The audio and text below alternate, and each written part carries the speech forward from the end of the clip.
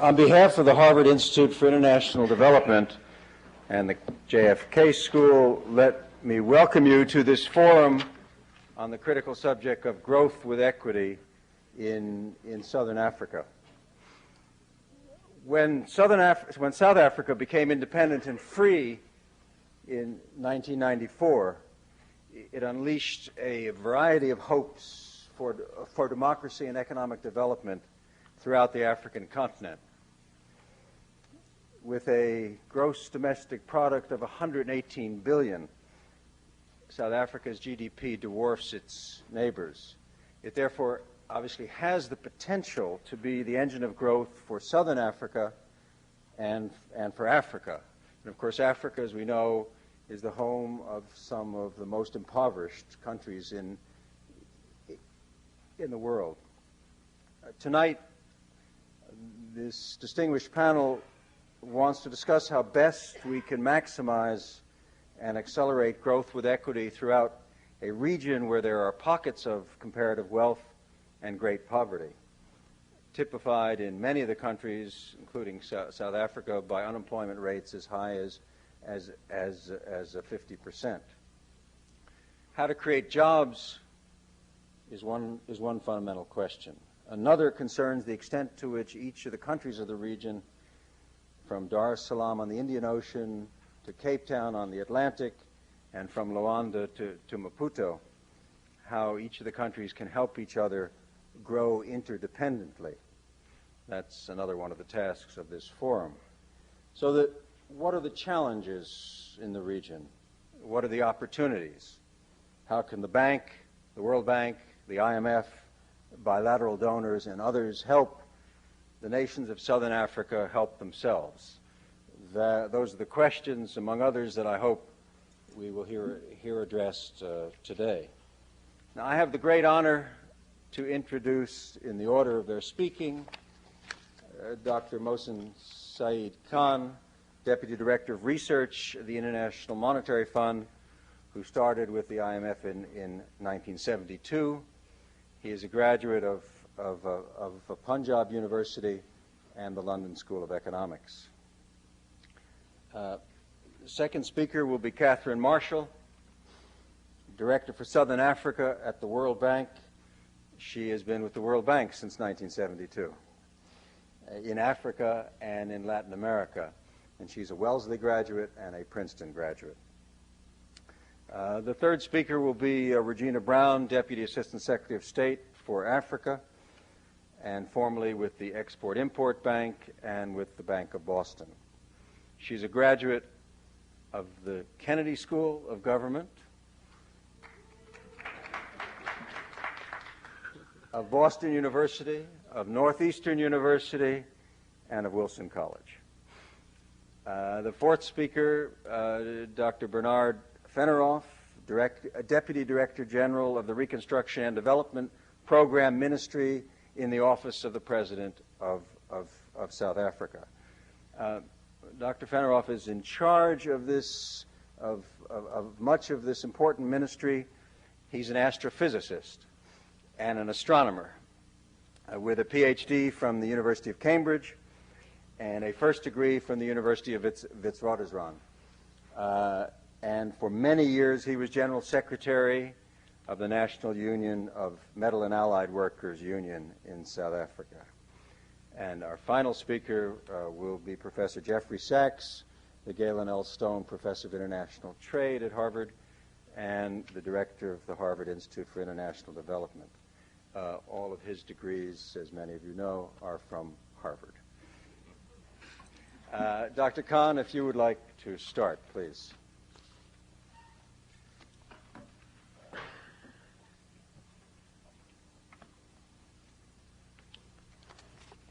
Professor Rodbeck, thank you very much, and thank you for inviting me to participate in this topical and timely forum on Southern Africa. As you mentioned, Southern Africa is a region that is gaining attention of the international policy-making community, not least of all because of the potential role that South Africa is expected to play in the region and in Africa as a whole. I thought it might be useful for me here to focus my remarks on the IMF's view of growth prospects of the 10 countries comprising the region, and give you a flavor of what we are recommending to the countries to raise their growth rates.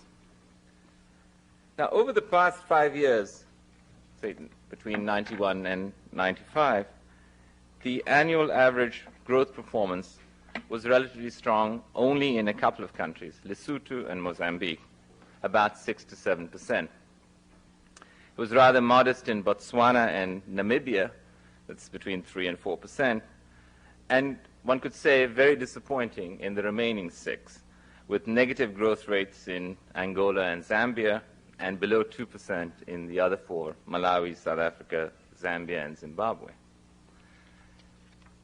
With population growth rates ranging between 2.5%, say, case of Lesotho, Mozambique, and South Africa, and much higher rates of population growth in Zambia and Zimbabwe of nearly 4%.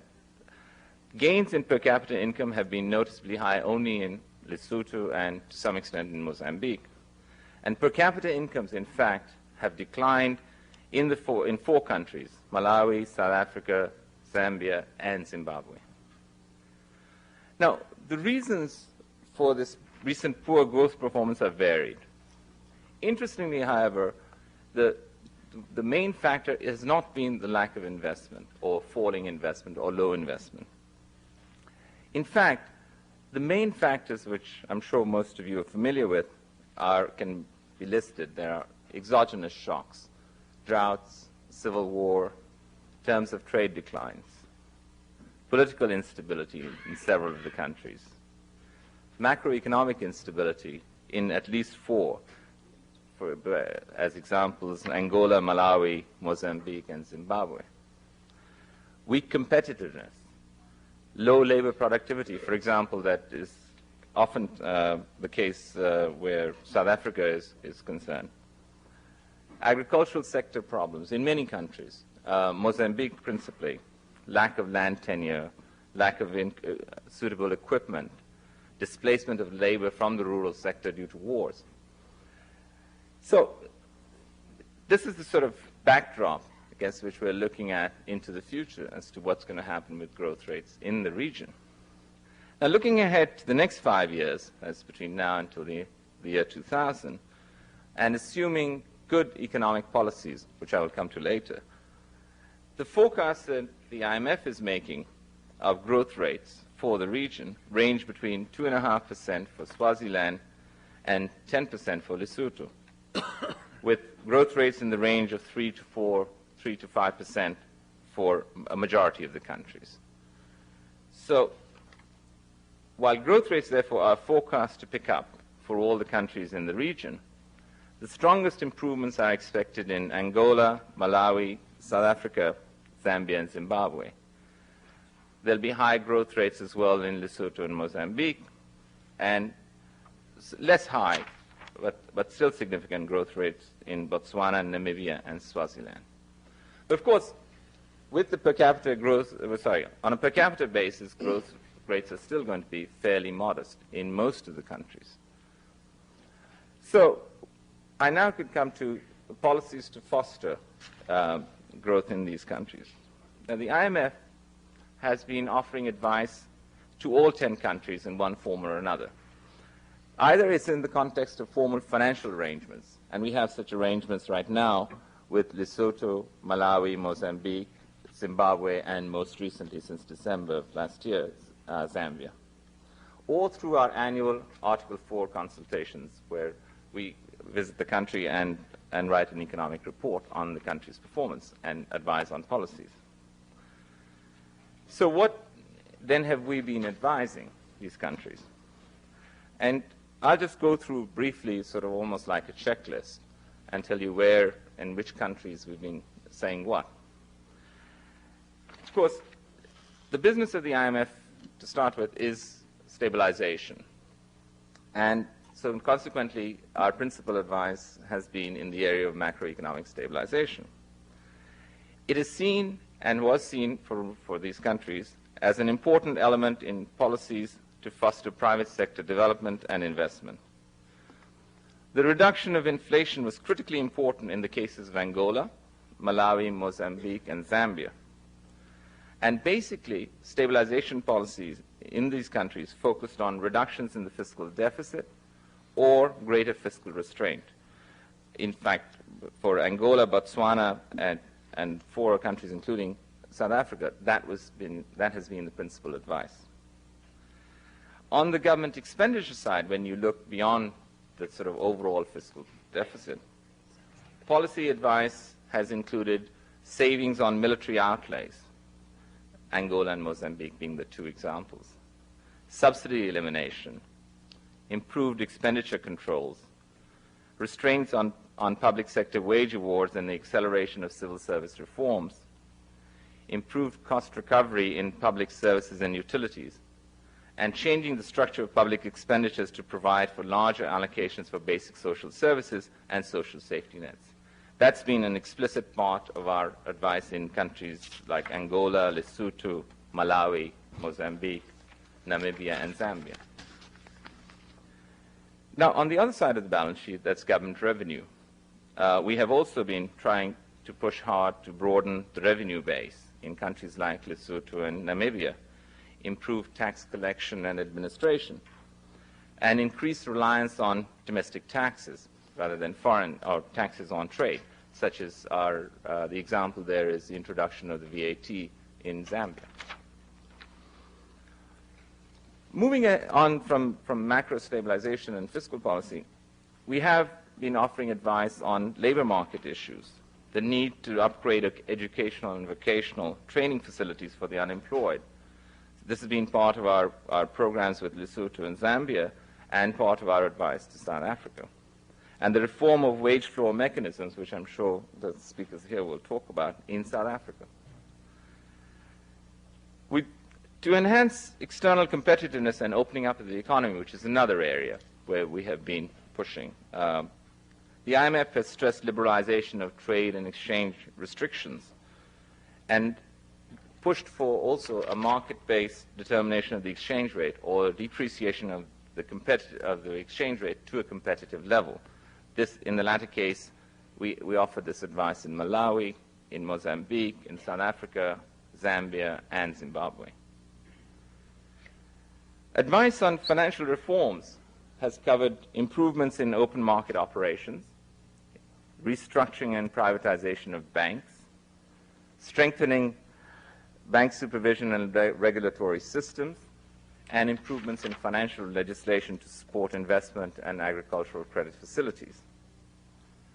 Now, given the importance of the rural sector in most of these economies, the fund has also supported the liberalization of agricultural marketing, improvements in irrigation, grazing, and range management, for example, in Lesotho, and rural resettlement under a Reconstruction program, Angola and Mozambique.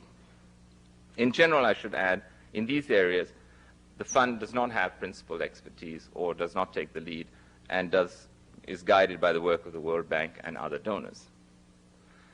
Finally, public enterprise and restructuring and privatization has been recommended in most of the countries in order to boost public savings and crowd in the private sector. In addition to this advice, of course, we have been active in getting financial resources available to these countries. The IMF has had, as I mentioned earlier, Structural Adjustments Facility and ESA programs in Lesotho, Malawi, Mozambique, and Zimbabwe. And in that context has helped catalyze donor support for these countries, including debt relief for Mozambique. Zambia recently completed what is called a rights adjustment program, a rights accumulation program, and then moved into its first ESAF program in December. Throughout the rights accumulation program, Zambia benefited from substantial amounts of debt relief, as well as new concessional financing from the donor community.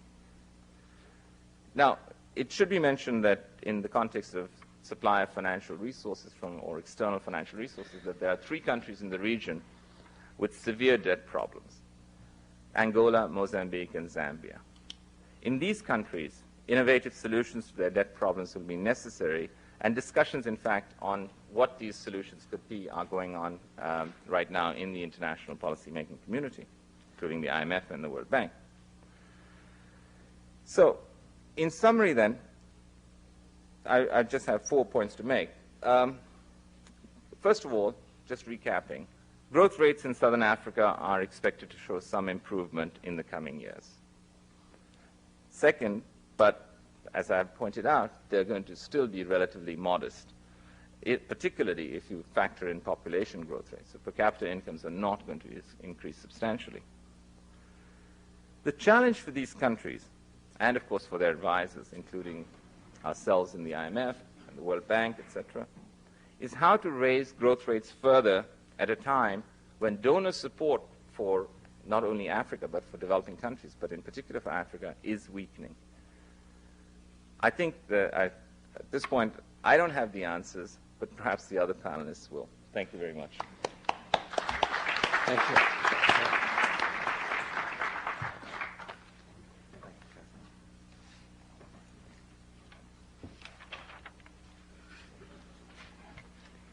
Good evening.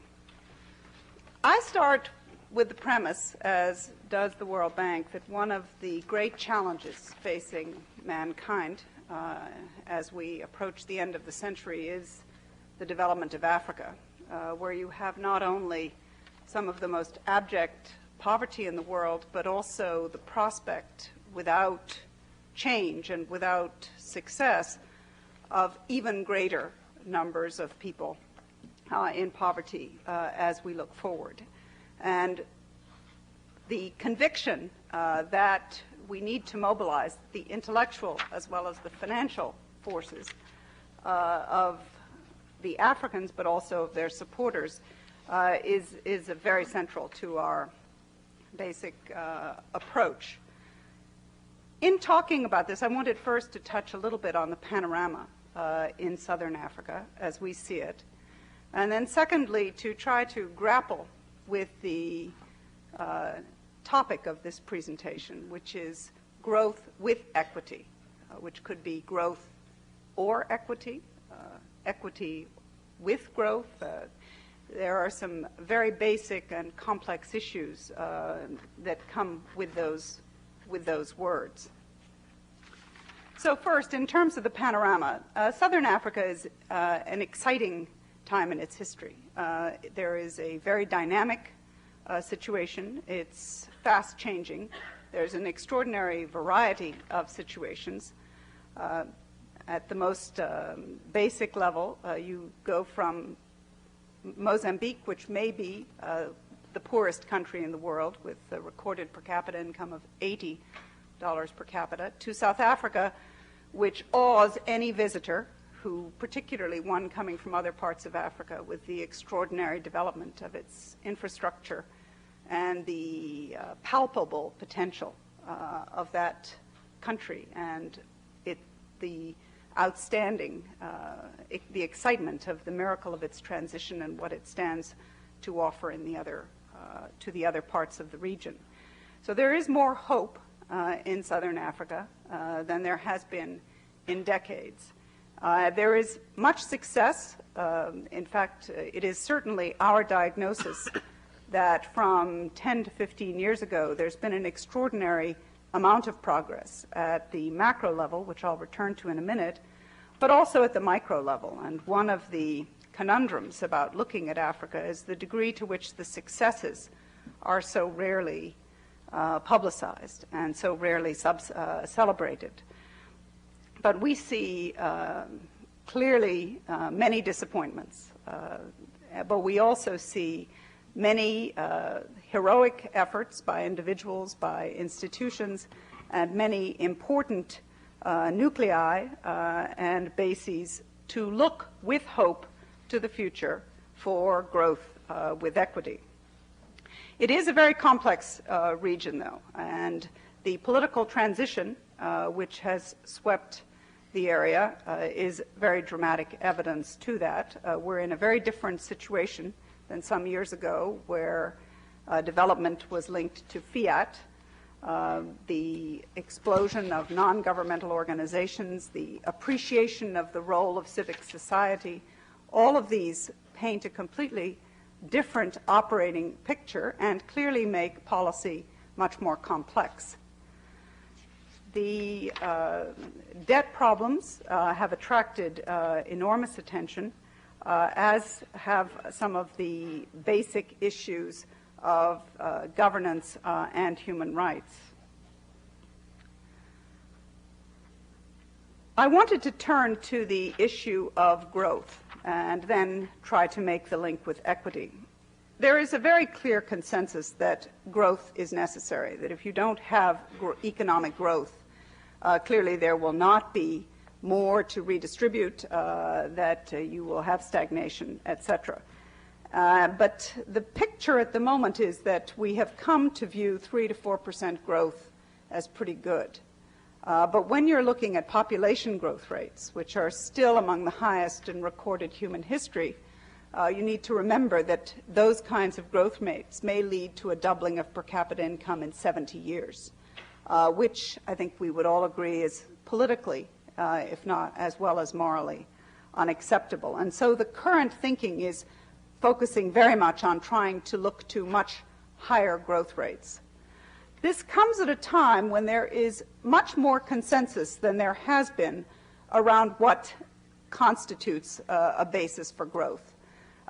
What we would call sensible macroeconomic policies have now garnered pretty much a consensus, though there are issues and really an extraordinary amount of noise still around what I view as some myths of what is involved in the basic economic reforms. And there are still some areas where debate is needed. Two of those are a fundamental issue about the role of the state. How large should the state be? Is smaller government eroding public responsibility? How does the government interact with civic organizations, etc.? And the second is the degree of competition that is feasible and desirable that goes under the term often of sequencing, which may be a basis for saying we should wait. But the basic questions of how many people truly accept that the winds of competition do bring efficiency and will bring growth, their faith in that, is one of the public policy and communications issues that faces Malawi, Zambia, Mozambique, as well as South Africa. But in general, there are very few people who would argue now that budget deficits don't need to be kept down, that transparent and efficient expenditure is critical, even that increasing expenditure on social services is critical, that the government's role was grossly overextended in many countries and needs to be pulled back, including by the mechanism of privatization in various forms. As we look, though, to the higher growth, to the 5, 6, 7, even 10% growth rates, one of the dilemmas is that there is no big bang, that it is a combination of the continued stability of macroeconomic policy, the predictability, but also of a whole host of micro actions, including capacity and institutional development. Turning to equity, though, it is worth underlining that this is one area of the world with the widest disparities in income distribution. The Gini coefficient, we're talking about world record levels. Brazil is a competitor, and it's not only South Africa. In fact, Malawi has a higher rate of inequality between the lowest and the highest deciles of the economy. You have extraordinarily distorted distributions in land ownership. And therefore, the question of how to manage the increasing growth while also addressing these extraordinary and visible inequities in society is a question. Now, at the abstract level, I think that there are a number of ways to argue that without addressing the equity issues, the countries cannot succeed. Inequity, gross inequities, makes macroeconomic policy much more difficult. It leads to instability. It leads to uncertainties. The populist tendency, the populist temptation is always there. And the increase in violence in many parts of southern Africa is dramatic evidence of the potential for the powder keg which observers see. So the link between managing an economy with these levels of inequality is a critical issue. We also know from the most successful economies that have grown that inequality was low. That isn't very helpful for a policymaker who's trying to reverse decades of deliberate policies that led to inequity. But it is useful to have that as a reminder that there will not be long-term success without addressing some issues of redistribution. And finally, we at least see as a major issue for success, one of the lessons that comes out is human capital development. And one of the most startling areas of evidence about the inequalities in southern Africa is the disparity in educational and health standards. To me, some of the examples of that are I've visited classrooms with 300 children sitting on the floor. And the percentages of stunted children approach 25 to 40% in some areas. And these are the countries in the world most affected by the AIDS epidemic. So this underscores, since as far as we know, no country has taken off with less than 60% school enrollment without developing its human capital.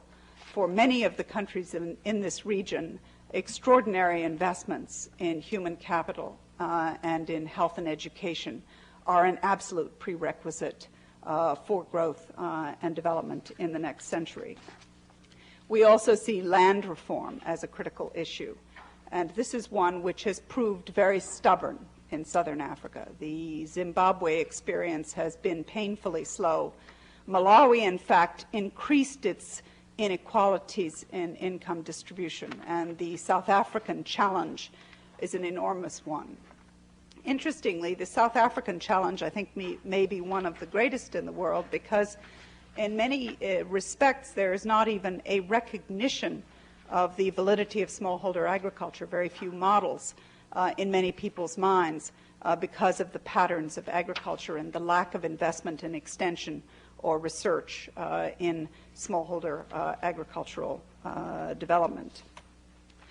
So to us, there is a very clear lesson that there will not be growth without systematic policy and institutional efforts to increase equity, to reduce the inequalities, which means to raise fundamentally the lower levels of the population, to increase the quality of life, and to focus on what constitutes one of the major elements, which is the creation of jobs. So employment creating growth throughout these countries. The World Bank is deeply involved. I sometimes say that we're involved from AIDS to zebras in these countries, which is a frightening prospect because the role, the complexity of the international aid world is a very great one. In a country like Mozambique, where 70% of their budget comes from the external world, from the outside world, and that includes the president's salary and everything else, the need for care and wisdom in managing the external role is a very special and a unique challenge of which we are very much a part. But the need for assistance, the effort to convince people that support for courageous macroeconomic reform, for courageous capacity building, for both government and non-government support to prime the pump for the private investment, which is not yet coming in substantial amounts, which will need to come. We see that as critical to high growth, to greater equity, and to success in the region. One last set of comments on some of the regional dimensions. Southern Africa is tightly bound together, mainly through the ties among the peoples of the nations, but also through in fact, an extraordinarily complex web of regional institutions. But I wanted to focus on a couple of the issues that we see as very important. Southern Africa is one of the areas of the world where water is likely to be a source of tension and of conflict as we look ahead. There are major international waterways. It's a dry region, much drier than the popular image would suggest, and there are many cross-country issues. And this is an area where early information and consensus building and identifying options and making clear the consequences is absolutely vital. The migrations of peoples is an enormous issue. South Africa may have, I think, between 2 and possibly 8 million people from other parts of the world, illegally and legally. There's an enormous movement of peoples within this part of the world that accentuates in many respects the issues of inequality. So the employment issues, the job creation issues are very much tied to these human dimensions. Finally, the trade issues are of great importance and are taking on a greater visibility and prominence across the countries of Southern Africa as South Africa's investors move quite aggressively into the neighboring countries, and as the reform efforts in Zambia and Zimbabwe in particular start to show results in the lowering of barriers, these are issues that are very much on the front burner. The final comment that I wanted to make was to reiterate that this is a period of great hope and of great challenge. It is a challenge which obviously is first and foremost and last the challenge for the countries themselves, which are facing the complexities of weak institutions, of a very complex external environment, as well as their need to respond to their constituencies in ways that they have not done before. Communications is absolutely critical within the countries in terms of building constituencies and an understanding of the kinds of issues that we're talking about here tonight. But in addition, this communications and understanding of these challenges and of their importance by the outside world will be, we think, one of the critical factors in whether there is success as we look into the next century, or whether we look to another round of disappointments. Thank you.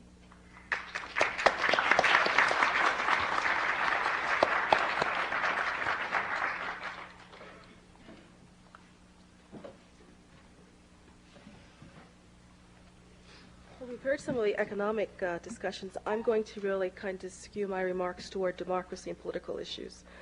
And support for democracy is the centerpiece of the Clinton administration's policies in Africa. And we believe that democracy and economic growth go hand in hand, and that true democracies foster economic growth with equity. And the lesson for Southern Africa is that everyone needs to have a stake in the system, both a political stake and an economic stake, and that we need to see governments of inclusion rather than inclusion in the region. And in South Africa and Namibia, where leaders have focused so hard on nurturing reconciliation, we've seen real development, and that's development of democracy and civil society and economic development. And in its negotiated transition to democracy, South Africa wisely focused on giving major opposition parties a role in government. And in other Southern African countries, with their winner-take-all elections, we've seen a reluctance to accept loss. We often forget that democracy is much more than winning, and it's even more importantly, democracy is about losing. And while we stress the importance of a majority rule, we need safeguards to protect minority rights and the equity of society. And in Southern Africa, we have seen the spillover into economic development and economic equity. In some countries, like Mozambique, there are few economic activities outside of government. And so government jobs have become the elite safety net with few possibilities outside of government. And political parties see politics as the zero-sum game and are adverse to surrendering that political power. But we need to see in Southern Africa a dynamic sectors to support emerging, dynamic private sector, I should say, to support emerging democracies. But even with a well-intentioned and enlightened political leadership, a country that remains wretchedly poor is much less likely to sustain a democratic rule. And certainly we at the State Department have been working with Niger as the example that comes to mind right at this moment. And people need a stake in the system. And to borrow a famous phrase, it's the economy, stupid, actually also refers to all democracies, whether it's the U.S. or in Africa. Recognizing this imperative, Malawi is focused on alleviation of poverty as the primary goal of this government. And USAID is working hand in hand with the President Maluzi's administration by focusing on small-scale agriculture to develop appropriate technologies and agricultural markets. And South Africa has crafted its Reconstruction and Development Program, or RDP, to change the modus operandi of government. The Mandela government had to reorient the focus of government from largely serving the white population to serving all South Africans. And in the early part of the decade, we watched the ANC debate its economic doctrine. And the battle seemed to come down to growth through redistribution versus redistribution through growth. And wisely, it chose redistribution through growth. And it is perhaps a less dramatic road, and certainly a more difficult one, but one with greater chance of success. And how, when countries like South Africa and Namibia face unemployment rates over 35% or 50% in the case of South Africa, or countries like Mozambique and Angola have such tiny formal economic sectors, do governments convince citizens that they have a stake in the country's economic growth? And for democracy to work, people must see a system as fair, and they must be able to participate in the decision-making process. And they need to see that the system treats them equitably. And they need to see that the system is trying to deliver conditions for a better livelihood. For Southern Africans need to nurture respect for the rule of law and independent administration of justice, and they must emphasize the importance of transparency in government, especially when the government plays a role in economic affairs. Certainly at the Southern Africa Development Community meetings in January, economic reform and democracy played a key role in the discussions, as well as trade and investment decisions. And all citizens merit equal respect and equal rights under the law. And thus far, this has been a resounding success in the new South Africa. And in his recent address to the opening of Parliament, President Mandela called for the development of a new patriotism. And this was not, of course, a call for nationalism or xenophobia, but a call for South Africans to think of themselves as South Africans first, as equal citizens with equal opportunities and rights.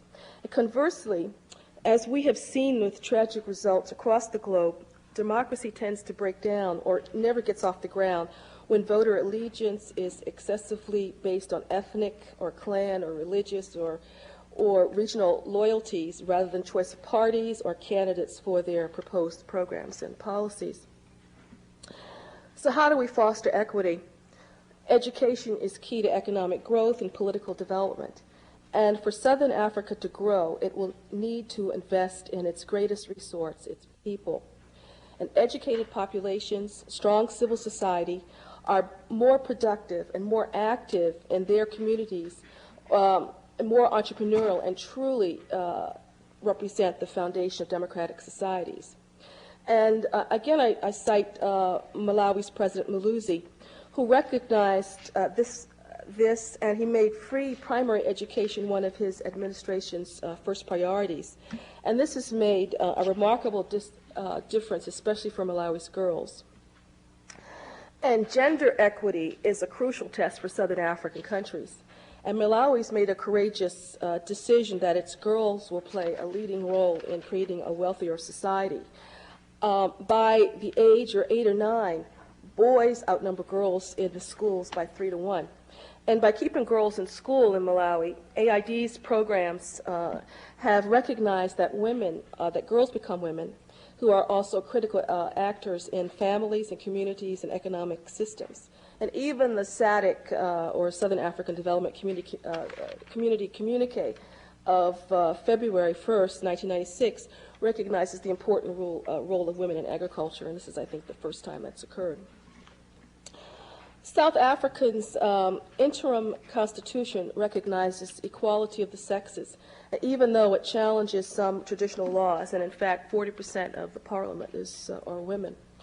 And Namibia and Botswana have made similar trailblazing steps. These countries recognize that if women cannot inherit property, or borrow money,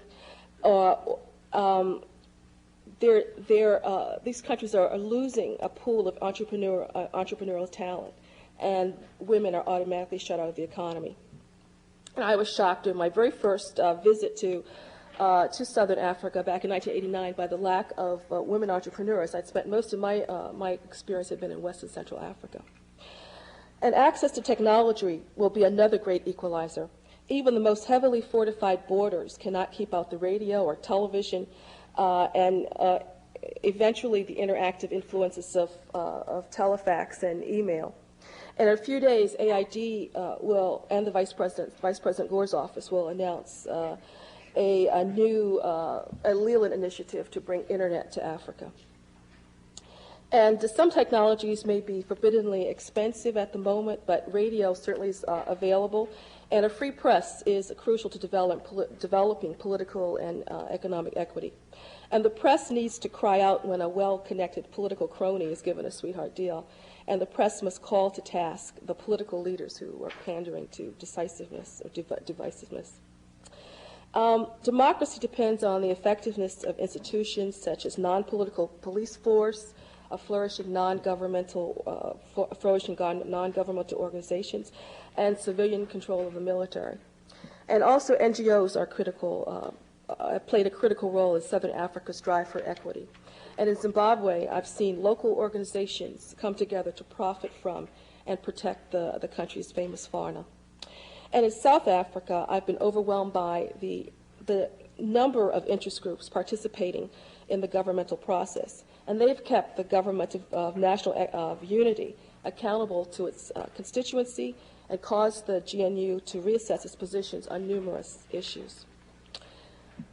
Finally, I'd like to say I've mentioned democracy is a great deal. I mentioned democracy a great deal in my points tonight, and this is because without equity, democracy is impossible, and without equity, economic growth will remain ephemeral.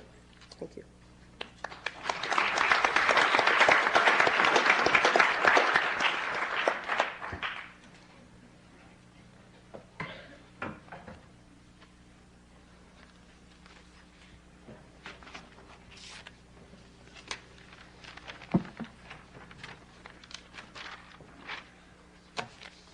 South Africa is committed to regional development. I'm not going to talk very much about it this evening. I'll talk mainly about South Africa, but there are a number of initiatives which are in process now. The financial alignment of the Southern African countries, work on telecommunications, water trading, energy trading, transport through the Johannesburg-Maputo corridor development, and various trade processes. But I want to talk primarily about what we're doing in South Africa. Kathleen Marshall has referred to some of the statistics. The inequality in South Africa is a major problem to us. At the moment, we have approximately 53% of our population enjoying about 8% of the total consumption, and 6% of the population at the top enjoying over 42% of the total consumption. That means that the people at the bottom, those households at the bottom, 40% of the households, can't really participate in the economy at all. They can't afford services. They don't really form a market. And of course, the majority of the poor are black. Women-headed households are very prominent among the poor. and the poverty in the rural areas is most marked. In the ex-Bantustans, where there was no real investment, is where poverty is most concentrated. So we have very uneven development, both within South Africa and, of course, within the region. The Reconstruction and Development Program was agreed on by the Government of National Unity very early after its inauguration.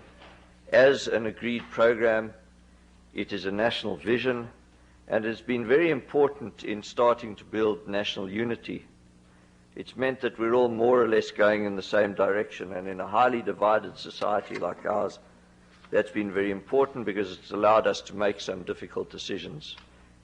I think Jeffrey Sachs will say we haven't made enough difficult decisions, but we're trying.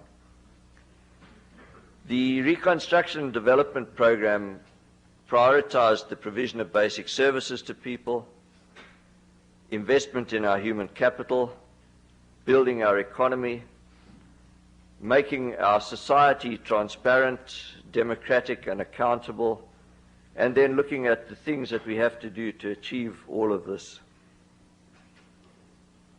We've now taken the process further over the past year in what we call our National Growth and Development Strategy. We're trying to set out a 25-year vision and those things that we have to do in the medium term to implement the Reconstruction Development Program.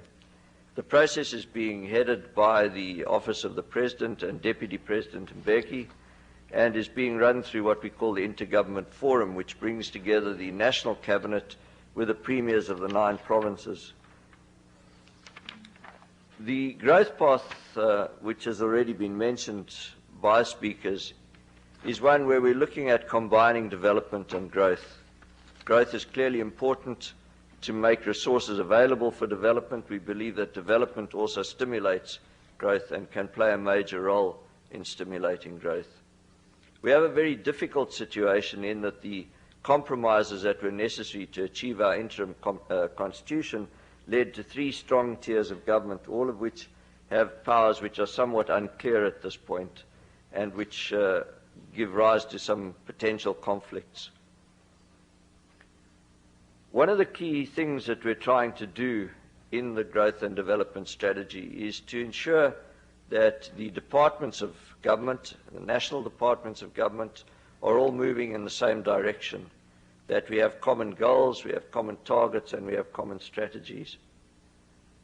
We want to ensure that the policies reinforce each other and they're not contradictory. We also want to ensure that not only the national government is aligned, but also the provincial and local governments. In order to move in this direction, we've had to introduce the concept of strategic planning in government. There was really no concept of strategic planning. This has been quite difficult to introduce. But we're getting very good cooperation, and there's a feeling of enthusiasm throughout all the levels of government. We also want to align government with civil society. We want business and labor in particular to have the same goals, the same targets, and the same strategies insofar as that is possible. We also want to bring our communities into the process, and we've been trying to develop a campaign that we call Masakani, Let Us Build Together, which is aiming to give people ownership of the development process in their own communities, and also to get them to take responsibility for the consequences of development, which is that there should not be vandalism, that there should not be theft from those development programs, and that people will have to pay service charges. We have a history of very effective consumer boycotts. Business, of course, in the past has benefited tremendously from apartheid, although they often pretend they didn't. But now they are really in a situation where, as President Mandela has said, we want a new patriotism. We want business to say what it is prepared to do to take us forward for growth and development. Business confidence at the moment is very high, much higher than it's been for a very long time. Labour also has to come to the party. We want to start looking at the possibility of social accords which link wages, productivity, and the social wage and investment in basic goods and services. We've already started to provide some quite substantial development. Basic services were introduced very soon after the government was inaugurated. Free health care for children and for women in childbirth. Free education for the first couple of years, and that will be extended. School feeding. A number of other programs. And we've also emphasized the importance of paying proper attention to the empowerment of women, looking at gender issues properly, and a program of action on children. At the moment, the economics is starting to look much better than it ever has. We have a growth rate of about 3.5% at the present time. We've been through a very bad drought. We've had good rains now. We expect the growth rate to hit 4% quite soon. This is being particularly spurred by good manufacturing growth and very good increases in gross domestic fixed investment, again for the first time in a very long time. What's particularly encouraging is that there's been strong growth in non-traditional exports, that is, not raw materials. But all of this growth has led to very few new jobs, about 55,000 over the past year. That's clearly not adequate. We're looking at creating economic growth and jobs within the context of an open economy, and we're taking steps to move as quickly as we believe possible to opening the economy. But jobs are clearly the key issue for removing the inequalities, for removing the absolute poverty with which we faced, and for increasing stability. We have a very serious crime problem which reflects, at least in part, the situation of poverty in our country. So we want to create jobs, but we want to do it in a situation where the economy becomes increasingly globally competitive. And that, of course, raises a number of possible contradictions. We've been doing work on the implications of growth for employment creation. And a number of studies, both by business and by government, indicate that we should be able to hit 6% growth, but even if we do, with the standard growth models, it won't create enough employment. And in 25 years' time, we'll still have between 25 and 30% unemployment. So we really have to look at very innovative thinking. We have to look at new and creative ways of stimulating employment with the economic growth. And that's what we're trying to do in the growth and development strategy. And one of the first things that we believe is necessary is to achieve the kind of alignment that I've indicated we're working on. The key planks of our growth and development strategy, which have now been agreed by the national and provincial cabinets, are investment in infrastructure to provide basic services, but also in improving our economic infrastructure. So we want to invest in modern infrastructure all over the country. We want to have the major investments that previous speakers have mentioned on our human resources. We have a tremendously inadequate educational base. Of the 40% of poor households, over 53% of the people have no education or just 1 or 2 years. So they're functionally illiterate. They cannot take up economic opportunities. We also have to ensure that we are looking at the structure of our industries to open the economy. Now, the investment in infrastructure and human resources means that government will be investing, but that is in any case a prerequisite. There is not only an expectation, there is a responsibility on government to make major investments, to bring all of our people into a situation where they have at least basic services, they have at least basic facilities. What we want to do is to make that investment in a way which provides maximum stimulation to the economy and the maximum stimulation to employment growth, both in the short term through public works programs and other means, and in the longer term by creating sustainable jobs, and primarily through an export-orientated, outward-orientated economy. But we believe that the investment in human resources and in infrastructure can create significant opportunities. First of all, in stimulating our formal sector industries.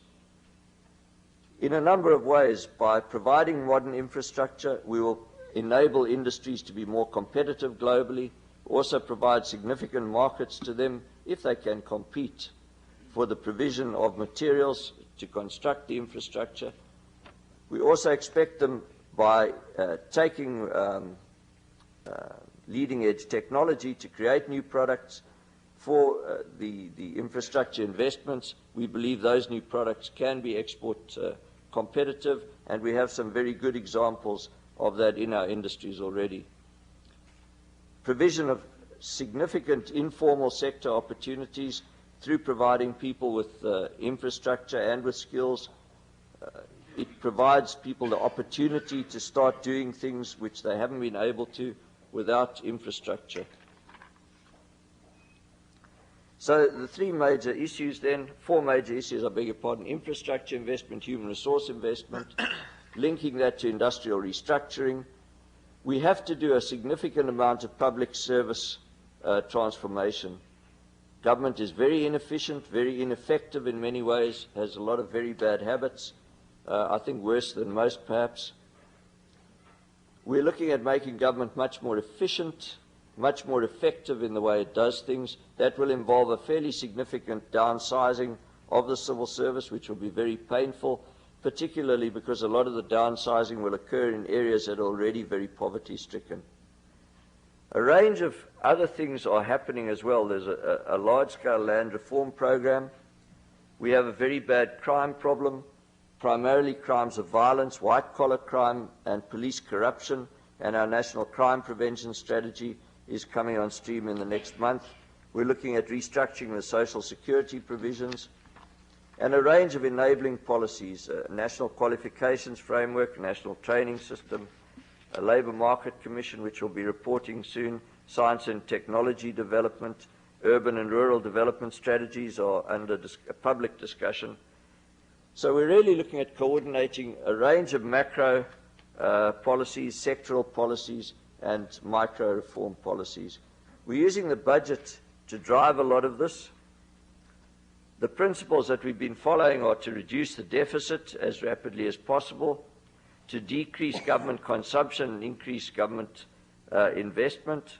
We want to reduce government dissaving, and both the deficit reduction and the reduction in government dissaving are well on track in terms of the targets that have been announced by the Minister of Finance over the past couple of years. We're improving expenditure efficiency. We're introducing an expenditure efficiency unit to go through the government departments. We're maintaining price stability, and we want to avoid permanent increases in income tax. We believe we'll be able to do that. But the problem, of course, is that we have to introduce a range of new services, healthcare services, educational services, and there's very little flexibility within the existing health and education budgets to do that. So we're going through a process of reprioritization of our budget, where we expect every department and every province to look at all of their activities and to cut out those things that are not priorities. But of course, there's a limit to what one can do within those. There's a lot of inertia. It's been quite a slow process. We're also trying to move funds within the budget, so we've cut the Department of Defense quite dramatically over the past couple of years. We'll probably continue to do that and move the money into these social expenditures.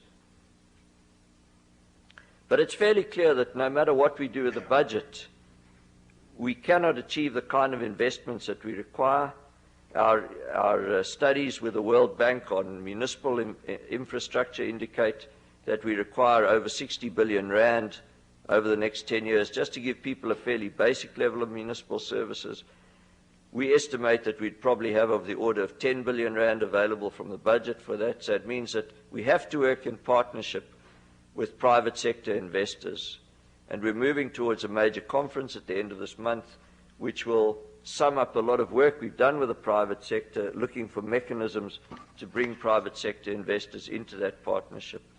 We have to improve household saving levels. At the moment, they're well under 3% of GDP.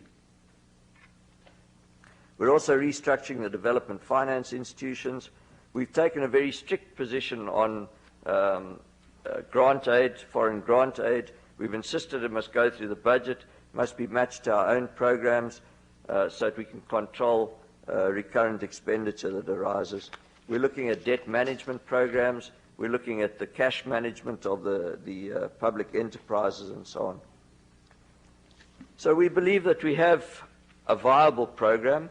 We will be publishing probably at the beginning of May for public comment a document outlining our growth and development strategy. There's a lot of work that remains to be done. A lot of work is already being done, but there's a good feeling among the people of South Africa, I think. We've been at pains to work through the National Economic Development and Labour Council to try to achieve the kind of social accords that we believe are necessary, and we'll be doing more of that over the coming months. Thank you.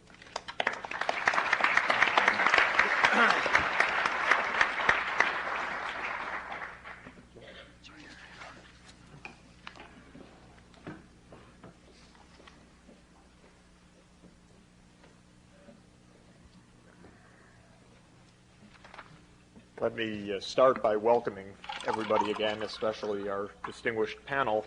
And I think you can hear from Bernie Fenerov's remarks just now how incredibly impressive, but also how incredibly complex the challenge is in South Africa to square the circle, to somehow overcome an incredible legacy of division, ruthlessness, lawlessness, create a democracy, narrow income gaps, and achieve economic growth. And every time I hear Bernie give the list of things that are underway, I get exhausted just listening to it, because the number of tasks and the number of studies, the number of analyses that this government is carrying out, it's an amazing and truly dedicated effort. And we're really delighted that you're here to share with us what you're doing for us to better understand, better appreciate, and perhaps in some small way contribute to your enormously complex tasks. I don't want to keep too much of our time because we do want to have discussion. So let me just make a couple of remarks and highlight a couple of the challenges if you haven't heard enough about the challenges. Let me add a couple more. First, the general question about African growth. It's been miserable, of course, for the last 25 years. That's not news. Per capita growth has been basically zero by one measure between 1970 and 1989, which is the most recent year for pretty comprehensive data in one of the best data sets. Africa grew at about 0.25% per year per capita, compared to the performance of fast-growing countries of about 3.3% per year per capita. You do that difference over 20 or 30 years, you widen gaps by a factor of 3, 4, 5 times. And so Africa has stagnated, while some of the developing world has increased a bit, and parts of the developing world, mainly in Asia, have absolutely soared. So the first question of analysis is, in some broad sense, is Africa really different, that it can't grow the same way as others, or are there identifiable reasons for the differences in performance? I'd suggest, based on the analysis that we're doing at HID and that other studies have found, that there is a basic, if complex, but basic explanation of this difference in performance. And I'd highlight two facts that are most important. One is that Africa, almost to a country, cut itself off from the world in the last 30 years. Most newly independent post-colonial countries chose to cut themselves off because the outside world was extraordinarily hostile and had been incredibly hostile. And so when new governments came in, newly independent states, they followed so-called autarkic economic policies. And if there's one lesson of economic development that I think has, this century and the post-war era has really proved, it's that being part of the world, especially through export growth, is a core part of development. And unfortunately, vast parts of Africa voluntarily cut themselves off. Other parts were cut off either by the continuation of apartheid and the ruthless system, which led properly, I think we can all say, to embargoes and to forcing the isolation of South Africa, because it did produce the miraculous and desired political change. And countries were cut off in many cases because of civil war that was linked to the end of colonialism in countries like Mozambique and Angola. But the basic fact, I would say, is that almost all of Africa was closed to the world, either through policies or through post-colonial disaster or through war. And so the main engine of growth wasn't taken. And the second thing that shows up in comparing growth performance around the world, in addition to this main engine of growth of being part of the world economy, sharing in world technology, being able to import new advances in machinery and technology and in organizational design and so forth. The other thing that shows up a lot is that saving counts. If you save a lot, that speeds growth, and if you save little, that hinders growth, because a large part of growth is not only improving your knowledge and skills, but also saving for the future. And these fast-growing Asian countries save 40% of their GNP, whereas South Africa today, for example, saves about 16% of its GNP. And so these two factors, from our analysis, explain in the most rough, abstract terms why Africa was different. And what we find in analysis is that you don't need much more than that in broad averages to say that growth was much lower because of these two basic points: isolation from the world and low saving rates, which reflects a complex range of policies: government fiscal policies, pension policies, household behavior, and the like. Now, the great news, I think, very late in the day with many human disasters on the way, is that vast parts of Africa, South Africa surely, West Africa also as of 1994, other parts of Africa are opening to the world. Colonialism has ended, finally, with the end of apartheid. The opportunity for peaceful democratic rule has come for the first time, and opening has come nearly to well, not to all of the continent, but to large parts. Even North Africa is being pulled into free trade agreements with the European Union, which will also be very important for long-term growth of North Africa. The only two countries in North Africa which have done semi-all right are Morocco and Tunisia. They've been relatively open, but now all of North Africa is committed to enter a free trade area with Europe in the next 20 years, and this is of great significance. Well, this suggests, and I think it's true, that there's reason for general optimism, but of course all of this comes in a very despairing situation with profound problems. South Africa does not have the worst of it. It may have among the most complex of it, but not the worst of it. We're working in Zambia where perhaps 20 to 25% of adult males are HIV positive now, and that's generally the educated part of the population. We're finding our counterparts in the Zambian finance ministry dying with unbelievable in unbelievable numbers of AIDS in recent years. And this is an epidemic which is spreading through the continent because of impoverishment, because of lack of adequate response now for reasons that aren't understood also. And this means that the challenge of getting something going right now, taking advantage of the new opportunities, is coming in one of the most horrendous circumstances that one can imagine anywhere in the world. I think what I think is most important of what we've heard here is that the international institutions, the IMF, the World Bank, the U.S. government, and South Africa, and I think it's true of virtually every African government right now, is really racking their brains to try to figure out what the right strategy is right now, because there is a very palpable sense of an opportunity that must not be lost. And I think what's most important is that we really focus on a strategy for dynamic growth, that you set the standards very high, that IMF programs stop asking for 3% growth or 4% growth, but you hold yourself to a much tougher standard, which is the only one that's going to work in the end. The new program for Mozambique, the world's poorest economy, has a 5% growth target for the coming year. Well, 5% for an economy that is at $80 per capita and has 3% labor force growth means 2% per capita income. If you were to do that for the next 10 years, you might get to $100 per capita in the next generation. Obviously, this isn't the kind of standard that we can accept as an acceptable guideline, as an acceptable benchmark for performance. So how do you grow? Let me just stress that one thing, it's easy to say open, and I usually like saying the easy way, open to growth, find export-led growth, and so forth. In the case of Mozambique, it's clearly cashew-led growth is a great part of the strategy. But what is needed is a strategy that starts even more than with stabilization, with high rates of economic growth, and works backwards from the point of view of role of government, role of the private sector, role of infrastructure, and role of the international community to achieve it. In our own work, we see some chances, but it depends a lot on countries. For landlocked countries, for Malawi, for Zambia, it's just as tough as you can imagine. Because if participation in the world economy is key, being landlocked in Africa is about as tough a starting point as one can imagine.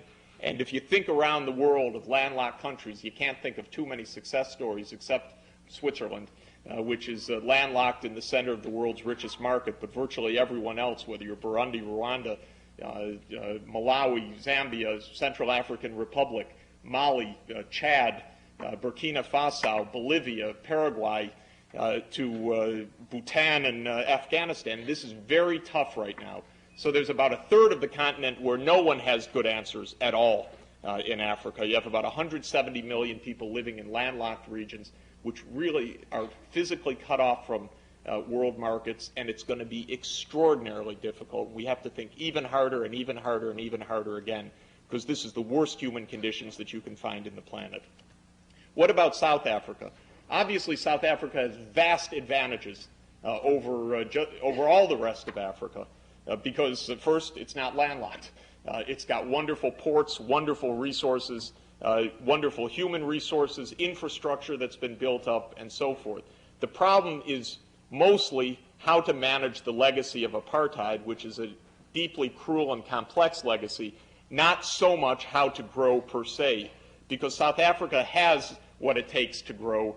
But how do you grow with equity, with overcoming the legacies of apartheid, with all of these complicated facts?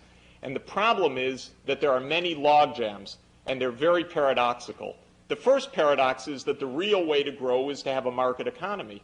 But frankly, the ANC, original ANC view several years ago of the market economy was quite accurately that the market economy is absolute exploitation, which is what the market of colonial Africa was. And so the first thing is to somehow reconcile history and ideas with present conditions. I think South Africa and the rest of Africa is over that great and complex and challenging conundrum. But then there are real day-to-day harsh problems. You want to increase social spending, social provision, and so forth, but this government inherits a very low savings rate. It inherits very large budget deficits. And they're holding on against pressure, but at a level that's already unsatisfactory. And while there's a little bit of progress, it's at least 10 percentage points of saving relative to GDP too low to achieve the kind of growth rates that are needed to get rapid job growth. So these awful budget constraints, these numbers really count in the end. You can't grow at 6% per year if you're only saving 17% of your GDP. Nobody does it around the world on a sustained basis. The second problem is even tougher. Where's the engine of growth going to be? Well, here's another problem. The black economy was always discriminated against in the most horrific ways, but the white economy has also stopped growing for the last 30 years. Gold and diamonds and natural resources cannot be the engine of growth for South Africa anymore. And that's true of most resource-rich countries. You reach a plateau and you can't go on that basis. South Africa has to get in on the basis of human skills, labor-intensive processes, textiles and apparel for low-skilled workers, automobile parts for middle-skilled workers, and so forth. But to be competitive these days is pretty tough.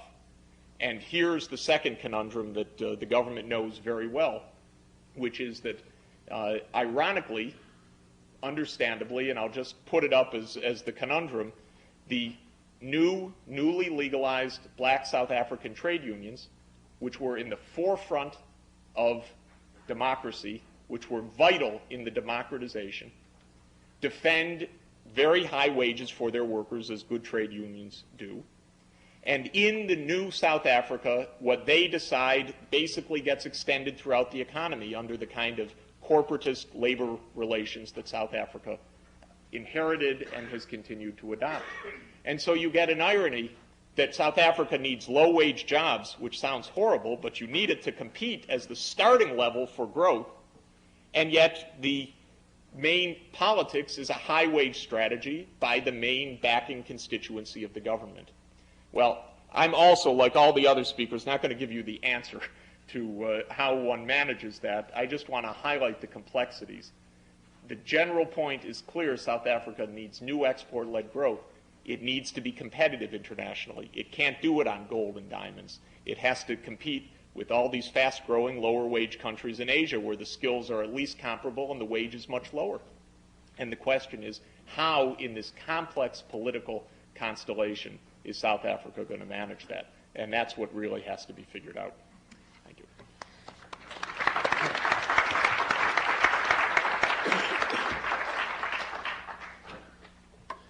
We have time for a few questions, and if you'd use the mics at either side, please, and I'll call on you if you come to the mic.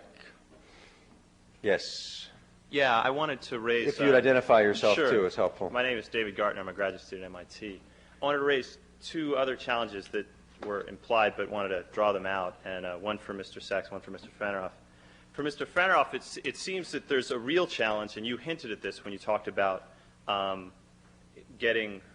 limiting the foreign aid you're going to receive in terms of your strategy.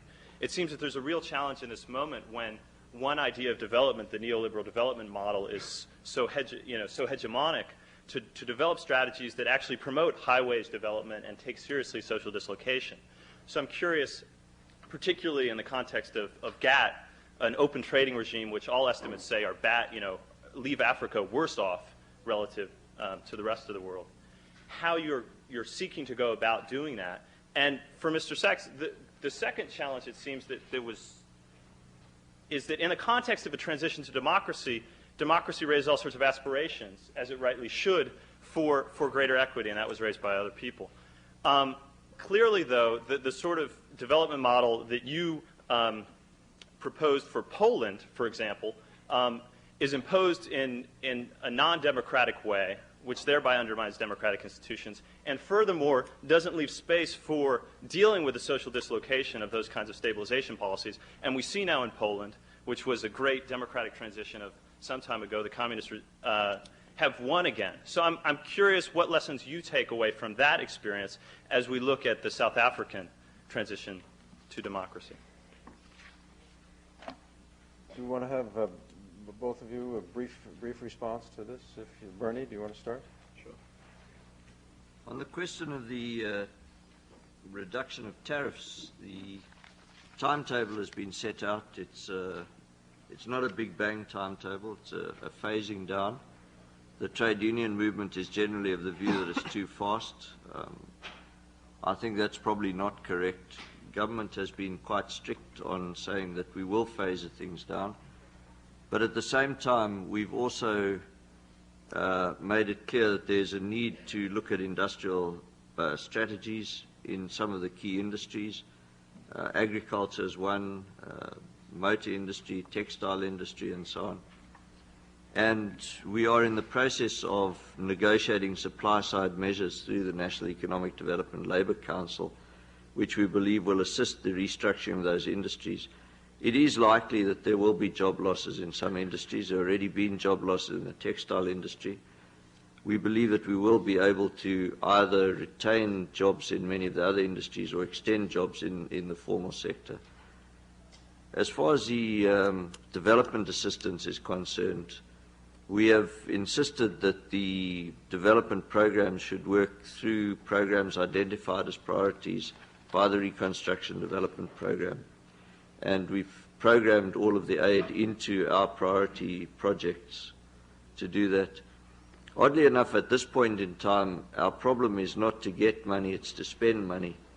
Money has been creamed off the top of the budget each year for development, And our problem has been to get government to spend that money in a developmental way. It's not used to doing so, and we've insisted that it must be done in a planned and effective way. But we're now getting over that hump. Government is learning to spend money. We've put in quite a lot of, sounds odd, but it's true. We've put in quite a lot of things like community water programs, clinic building programs, road building, and so on. Let me respond to both parts of your question. First, I don't think you're correct that the GATT hurts Africa. What you're referring to is the argument that if under the GATT Europe has to cut its agricultural export subsidies, that immediate direct effect could hurt food importing countries. The question of whether an open trading system helps or hurts Africa is really the right question. And there, the overwhelming evidence throughout the world is that the open economies have done vastly better than the closed economies, and that openness has been the main pathway to economic development. That those developing countries that chose openness are the ones that substantially got ahead, and got ahead far faster than those that chose an autarkic strategy. With respect to Poland, I'm not sure where you get your news, but the president that was just elected was elected. The democracy is very vigorous. I had the pleasure of sitting with him just a couple of weeks ago, and we were reminiscing, actually, because we worked with each other and dealt with each other in the early days of the stabilization and reform. And he is a committed advocate of what has been done in Poland. And he said explicitly in all his campaign just now, President Kwasniewski, that he continues the reforms, that he continues to implement the opening, the liberalization, the stabilization, and the goal of getting Poland into the European Union by the year 2000. So I actually am very confident that not only is Poland an absolutely secure democracy, the reform is secure, and the good news is in what is really gleaming streets of Warsaw right now, they enjoyed 7% growth last year, 6.5% to 7%, probably are going to have another 7% growth year. It's been the third year in a row that Poland has been the fastest growing country of Europe. And the other country that followed this strategy, the Czech Republic, is about to have elections, and it looks like they're going to overwhelmingly re-elect their current prime minister, who's been leading the same kind of reform, Václav Klaus, since the beginning of 1991. So democracy, reform, and growth are actually going hand in hand, and I think that that's a very reassuring, but I would say not surprising fact. Just to mention, of course, polling data in Poland says confidence in democratic institutions has gone way down. We don't have much time, Just sorry.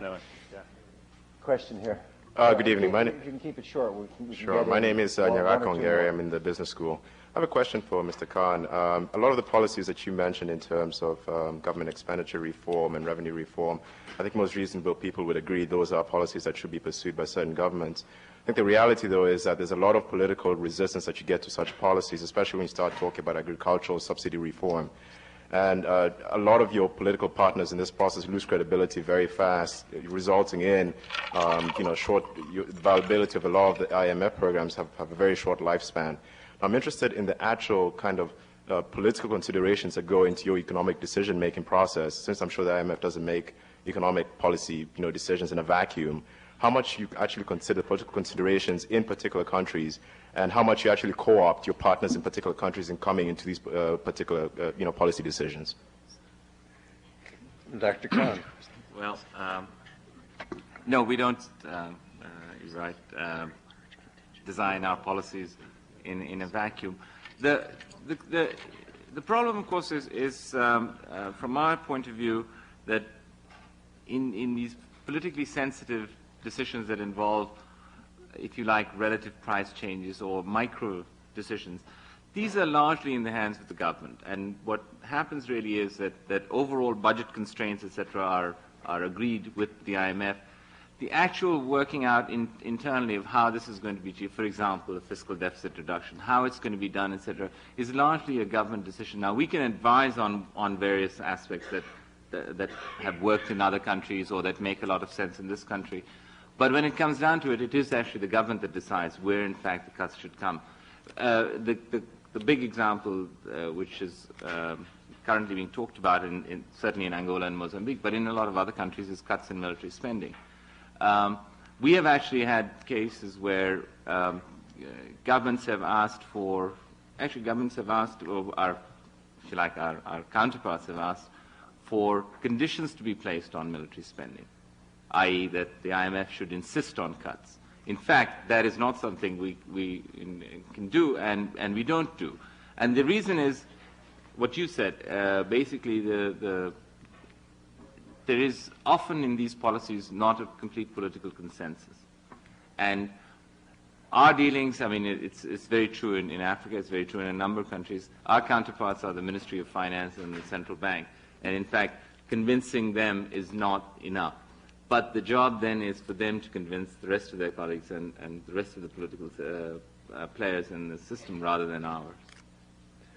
We'll have time for two more questions. Dr. Chege. Michael Chege. I work for the Ford Foundation in Southern Africa for most of the past decade. I'm presently a visiting scholar here at the Center for International Affairs. My question is a follow-up on the IMF still, because it's one institution in the region we'll have to hit, as I'm sure, Mr. Khan, you know. Yes. Now, I, like the previous person that asked the question, do not need to be convinced about the critical importance of macroeconomic stability that you just mentioned yourself. It is that critical linkage between what your institution does and what needs to be done for the countries in the region to undertake sustained stabilization so that everything else can follow. There used to be a saying in Eastern Europe in the old days that they pretend to pay us and we pretend to work. I think right now in Africa, between us and the IMF, you're working on a policy that we pretend to reform and they pretend to pay. Every single one of those countries that you've mentioned has had this stop-go approach to economic stabilization on the whole, Zambia especially. As you're seeing it now in Zimbabwe, on and off. The IMF is always relied upon to come back, never mind what happens. I'm concerned about what your institution is thinking about bringing in new strategies, new ways, new industries, because it is not just enough, as you say, to get the Minister of Finance and the central bank to sign onto a paper, because then they do it and you know what happens, 18 months will be coming back again. There's got to be new thinking into this, and it's a new challenge. I'm not saying that I know the solution, but I would like to know what the thinking of your institution on this currently is. And if I can ask Catherine to answer also. Dr. Khan. Well, I'm not sure that we have an answer yet. Yes, there is a lot of thinking going on the basic strategy of IMF programs. And one of the aspects which I think you touched on is this issue that I'm sure Catherine will speak to as well, is this issue of ownership. I mean, who actually owns this program? And I think that this is a matter where there is a considerable debate inside the institution is how much should we be selling this program to other components of the society or the country that we're deciding, and not just selling it to the Ministry of Finance and the central bank. But getting there's no doubt, you're absolutely right. If this doesn't have general support the program doesn't have general support in the country at large, then it won't survive, or it'll survive for a period of time and then fail, and then we'll be back again redoing this issue. So that I would just mention in this particular case only one example of the sort of thinking that's going on inside the institution. Thank you. Do you want to? Sure. We're very much in the business of trying to draw lessons, and there is one important lesson, that a program which does not have strong support from the people who are managing it will not succeed. I don't think there's an example in the world of success with forced reform or reluctant reform. But increasingly there's a second one, that the commitment of the narrow group of actual policymakers is not sufficient. And this becomes increasingly true as reform efforts extend beyond the stroke of the pen reforms, which were the sort of easy first generation, into complex issues that are institutional. And it's also magnified by the importance of the democratic process, which opens things up in ways that were really completely unknown only a few years ago. And therefore, much more careful, thought-through strategies of explaining policies to the populations is vital to success. And we're doing a tremendous amount of reflection about what that might involve and what role we can play without being public relations flacks, but also without getting much too deeply involved in issues of sovereignty. The need to do this much more elaborately, much more thoughtfully is very, very clear. And we see time and time again, first of all, it's just astounding the degree of misunderstanding that is possible and that exists about even basic policies in which there's been very substantial investment in explanation. And secondly, the complexity of the communication process in societies with weak institutions, media, which is working often with one hand tied behind their back, with limited resources, with limited training, difficulties in communication, etc. It's one of the biggest challenges that we face as we look ahead. Let's try to get a final question in, and then a final round of comments, and that'll be it. Please. Thank you. John Soros from the Centre for International Affairs, a British fellow there. It's a question for Bernie Fanaroff about South Africa's trade policy. I very much welcome your commitment to open trade, although you commented that the tariff reduction schedule is rather slow. There's a big debate going on in the European Union at the moment about offering a free trade area to South Africa. Some of the resistance within Europe is predictable. Some of the earlier resistance from within South Africa was perhaps less predictable, and I'd welcome it if you could commit yourself to welcoming a free trade area with the European Union. And secondly, I'd welcome a reaction from you, Bernie, to Professor Sachs's remarks about trade union reform. I don't think Professor Sachs's history is entirely right about the role of trade unions, and that they've been legal for 15 years, and they've been probably the strongest trade unions in the world for the last 8 years. And Tito Mbowene's proposed legislation is going to strengthen the position of trade unions even further. How is that going to contribute to the competitiveness of South African economy? Shall I close the meeting now, Bernie? No, we try to be transparent and open, so I give you my opinions. I can't say these are necessarily agreed policies of government in all cases. The European Union, we certainly have been disappointed at the very slow pace of the negotiations on trade access. We would very much like to see that trade access. We believe it's very important for our industrial development. And we are moving to open our own markets as fast as we believe is possible. But you think it should be asymmetrical, do you? I think that that's probably not going to last for very long. At this point in time, they will be asymmetrical. Yeah. But we have what we regard as a relatively short time scale for clearing out these problems. And I think that certainly as we go through the growth and development strategy, we're identifying areas where reduction of tariffs at a faster rate may well be necessary. So we would be wanting at this point to look at an asymmetrical situation, but I don't believe that that would be a long-term or even a medium-term situation. The trade unions movement, as you say, is a very strong movement. Is struggling at the present time to identify its exact role. It played one role before liberation. It's now required to play a very different role.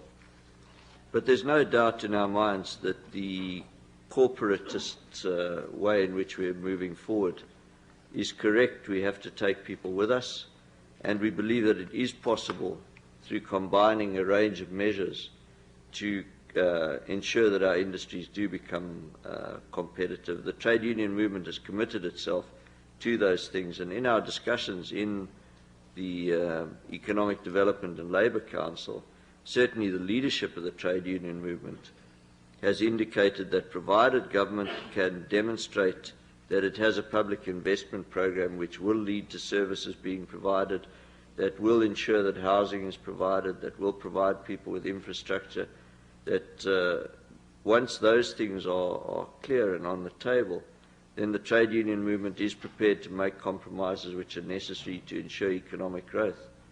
What they're not prepared to do is to make all the sacrifices without seeing business making sacrifices, without seeing serious commitment to investment in the services and improvement in quality of life.